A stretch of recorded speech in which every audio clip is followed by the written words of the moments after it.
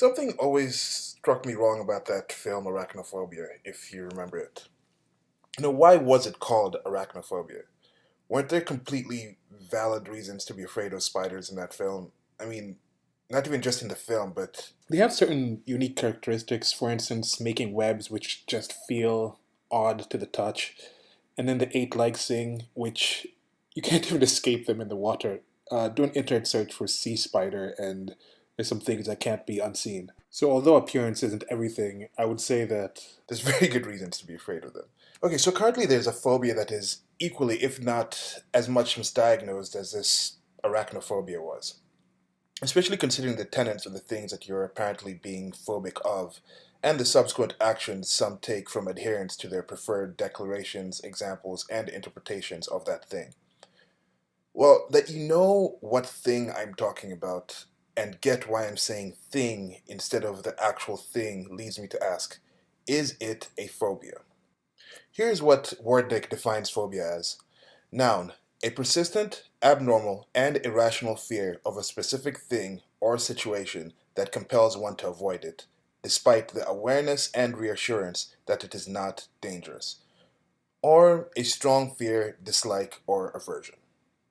the second part builds on the first part, and I would say that what makes it a phobia is the irrationality of it. If it truly is irrational when we're that thingophobic, then if you're accused of it, you should not feel embarrassed. I mean, a kid running to you and saying the boogeyman is in the closet, irrational fear, but the kid should not be embarrassed about that. They state why they think the boogeyman is there, and then you prove why it's not. So next time you're accused of being that thingophobic, just state your reasons, and then the accuser will hopefully provide evidence to put your fears to rest. The claim should not be used as an insult or a conversation ender. Now, if it is not irrational, why am I still saying thing? Is it possible that it's a rational fear? As with a child, the boogeyman may not literally be in the closet, but there could possibly be something that fell down and made a noise that's actually initiating that fear. Something did go bump in the night. Not the boogeyman, but what was it? There are several things that go bump in the night for that thingophobia, and not quite sure exactly what it is. But if the accuser infers or includes the accusation of racism, you can feel free to disengage. It is absurd and in some cases a declaration of their racism and not yours.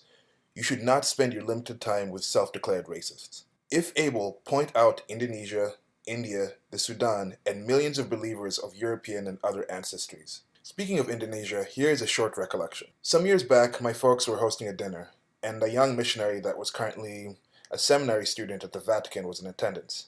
This is from over a decade ago, and somehow the story of the massive 2004 Indonesian earthquake came up, the one that caused the tsunami and all the subsequent horror and devastation that followed. So this man of the cloth, seemingly without a doubt in his head, stated that this natural disaster happened, because it was a country with the highest number of Muslims. Right now I can't recall if there were any outright objections or it was just stunned silence, but I know for sure it wasn't a dinner-ending reaction or him being asked to leave or anyone excusing themselves from the table. I'm pretty sure I did mention something about Indonesia being in a region with just a lot of tectonic activity, I think due to the continental plates.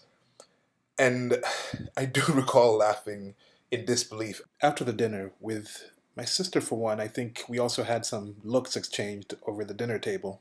But I think more should have been done. It's a scary thing to think of. Beliefs, faith, be it in the more traditional theologies or the more modern religions such as statism, feminism, and other isms, are something that constantly worry me. For something to exist that will lead somebody to say something like this and expect that others will be silent out of a sense of Respect should elicit a calculated, sane, and I will continue to argue, essential sense of revulsion and fear in all that value reality and virtue. Fear is an emotion. It's not good or evil in and of itself, nor is it a commandment or ideology. it is a part of us as conscious beings. The more we can correctly identify its source, the better we are for it.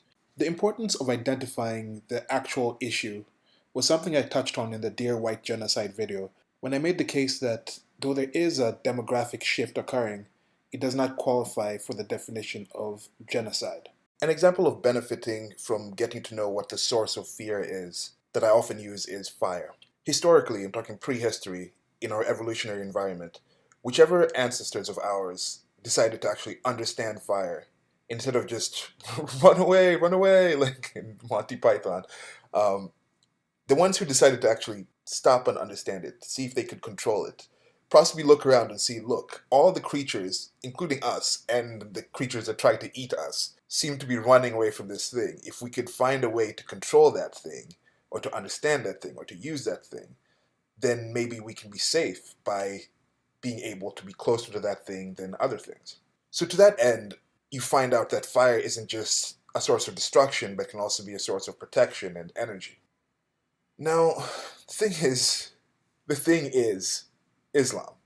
That's what I was talking about with this thingophobic. I think you probably knew all that already. But so where is this term? Where did this term come from? I think this search for knowledge is what defines us as human beings, how we deal with the fears that we have.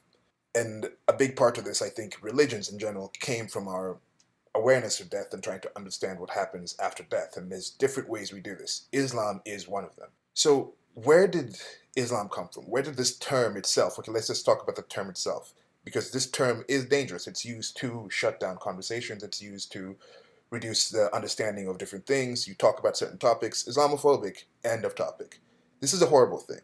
This is not what's going to help us as humans. So the first recorded English appearance of the term Islamophobia was in 1923, though the current proliferation of the term seems to have been of some dubious origins. After writing the initial post for this video, I found an article titled Moderate Muslim Watch: How the Term Islamophobia Got Shoved Down Your Throat on Ricochet, and different take on this called The Origins of the Term Islamophobia on the American Muslim. Links will be in the low bar to that. And there'll also be links to demographics of its adherents, which is just showing how there's different countries. So this whole term of saying, okay, you're racist if you talk about Muslims in this way, to show how diversely racially the Muslim community is. It's also going to be a trailer to Arachnophobia, which I don't recall the movie being this campy and this ridiculous. But again, I was younger at that time, so this probably happens with a lot of things.